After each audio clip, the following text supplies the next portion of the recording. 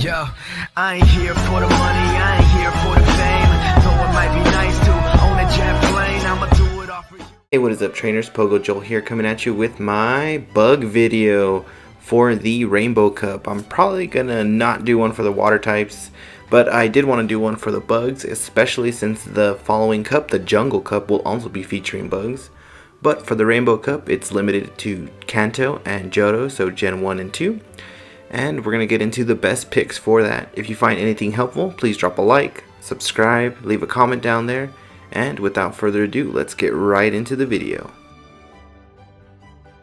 Up first we have Forretress. With an attack of 161, defense of 205, stamina of 181, Forretress is a bug and steel type Pokemon, making it a very unique typing with double resistances to grass, double resistance to poison, resisting bug, dragon, fairy, ice, normal, psychic, and steel. A lot of these types and attacks we will see in the cup. It's only one weakness, but it is a 4 times weakness or double weakness to fire. So watch out for that Charizard or any of the other fire types that might make it in. The only one you have a good chance against is Macargo if it's not running the fire fast move, but definitely worth bringing in and using. Just be ready to switch if anything's coming in for you. Be ready to switch because it could be Charizard or another fire user. But other than that, it does have some really great bulkiness to it. If you want an ideal moveset, most likely Bug Bite, Earthquake, Rock Tomb, or you can throw in Heavy Slam in there. Heavy Slam will be the faster of the 3 moves charging up, but it won't hit as good as some of the other moves here. Rock Tomb's more important. It does carry a lot more hit in the meta, but Heavy Slam's a good neutral matchup that comes up fast, so up to you what you decide to run with it. Earthquake is a good heavy hitting move, especially if you catch your opponents without shields. Up next we have Beedrill, a bug and poison type Pokemon with an attack of 169, defense of 130, stamina of 163. It's going to be resisting fighting, 4 times resistance there, 4 times resistance to grass, resisting bug, fairy, poison, all typings that we will see or attacks that we will see. It's going to be weak to fire, flying, psychic, and rock. So it does have to watch out for some of the things that are in this cup. Beedrill is one of the cheapest alternatives to Forretress. Unlock that secondary charge move. It's only 10,000 Stardust, which is super cheap, so you definitely add it on. As a charge move, you can go with Scizor, Aerial Ace, or Sludge Bomb. You're definitely going to want to watch Scizor because you're going to get the stab from that move. The second move is up to you. If you want it to be a speed monster, you can go with Aerial Ace, and that gives you some more coverage. Or you can go with Sludge Bomb, which gives you more coverage and a little bit harder hitting move. One Sludge Bomb can definitely take out a fire Pokemon if they don't shield it. For the fast move, go Poison Jab to keep that coverage in there. But Beedrill, a very good option for you. Definitely take advantage of that shield pressure with Scizor or Aerial Ace. Up next we have a familiar face, Venomoth. With an attack of 179, a defense of 143, a stamina of 172, a bug and poison type Pokemon, with resistances to double resistance to fighting, double resistance to grass, resisting bug, fairy, poison, weak to fire, flying, psychic, and rock. With Venomoth, you're going to want to run Confusion. As a Confusion user, you can put in a lot of hurt to a lot of different types and hit a lot of neutral heavy damage there, especially the grass types like Poison Grass. They're gonna not like you whatsoever. So Venusaur, Ivysaur, some of those other grass types. And what you can possibly have is a legacy move set of Poison Fang. I actually do have one that I need to power up eventually. For now, I don't really care, but Venomoth is a good option for you, a great Confusion user if you need it. Don't have that legacy Poison Fang, go ahead and bring in Silverwind, which can give you a boost. That is an option there, but it's only a 10% chance, so don't rely on that boost. But Venomoth. Up next we have the South American regional exclusive Heracross. with an attack of 234, a defense of 179, a stamina of 190, resisting bug, dark, fighting, grass, ground, weaknesses to fairy, fire, 4 times weakness to flying, and weak to psychic. So definitely consider using this guy because he's the only Pokemon in the Rainbow Cup that has access to counter, which is going to deal a lot of neutral damage to a lot of the meta. I was actually very surprised how good this ended up being.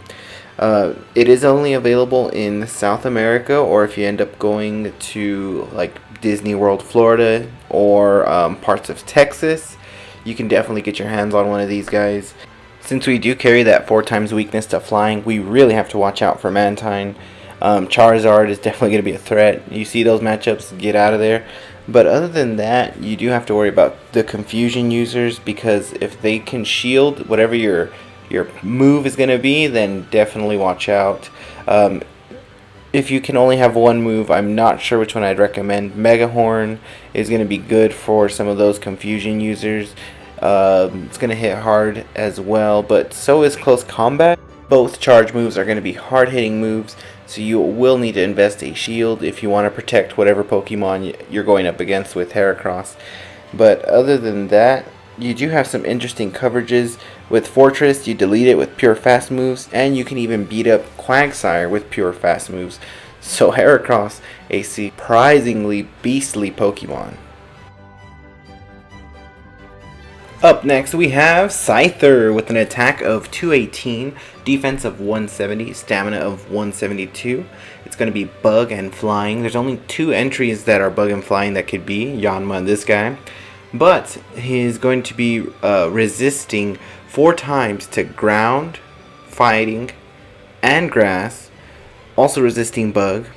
And it's going to have a weakness to electric, fire, flying, ice, and a 4 times weakness to rock.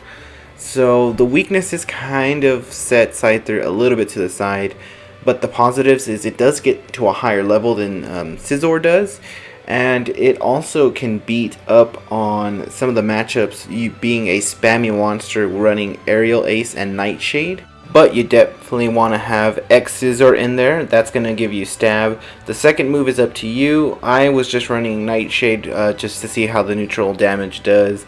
Plus, I didn't really care to invest too much into my Scyther. But Scyther is really a great option. For the fast move, you're going to want Fury Cutter. You could go with Air Slash. Really up to you. But I am running Fury Cutter on this one, and I really did like it. I was surprised at how much damage I was doing. Definitely not the best of the bug types, but definitely one you can bring in, and it is a viable option if you don't have any of the others. But yeah, it does have its matchups. The weaknesses, for me, they're a little too much weaknesses for this cup. Like, look at up against this Lapras here. It has Ice Shard. It's just destroying us. But we are just testing it here. Scyther can be viable for you. Totally up to you, though. Up next we have Scizor, a bug and steel type Pokemon, the only other bug and steel type Pokemon that qualifies for this cup, with an attack of 236, defense of 181, and stamina of 172. It's only going to be weak to fire, but it is a 4 times weakness to fire. It's going to have a 4 times weakness to grass, poison, and it's also going to resist bug, dragon, fairy, ice, normal, psychic, and steel because of that steel typing. So it's one of the cooler looking Pokemon in the cup for sure. It's only here as an honorable mention just because it's very similar to Forretress, but it doesn't have the bulk that Forretress has. It's missing a lot of bulk, which is really tearing into its viability here. Anything that's not grass type, pretty much, it's going to maybe not do so well. If you're going to go with it, you're going to want Fury Cutter, Scizor, and Night Slash as the secondary move. If you're only rolling with one move, Scizor, just so you pick up that stab. I wasn't going to invest too much into it. I just powered it up to test it out. I do like it in some situations, but for this cup, there's better options. You're better off going for a different bug type Pokemon. But it's definitely one of the cooler ones, and I know it's a fan favorite. It does get a Mega Evolution later on, but just for the cup, I'm not sure it's too viable to bring in. With running Scizor and Nightshade, it might make you a speed enough monster to get those spams off and put on shield pressure. But other than that, Scizor is not going to be that viable. I think if you can get that shield pressure off, get your opponent to use shields, it might have its spot there. If you can maybe not lead with it or bring it in, I don't know. You have to test it out really and see how it fits into your team. But it could be a shield pressure there. Maybe not for me though.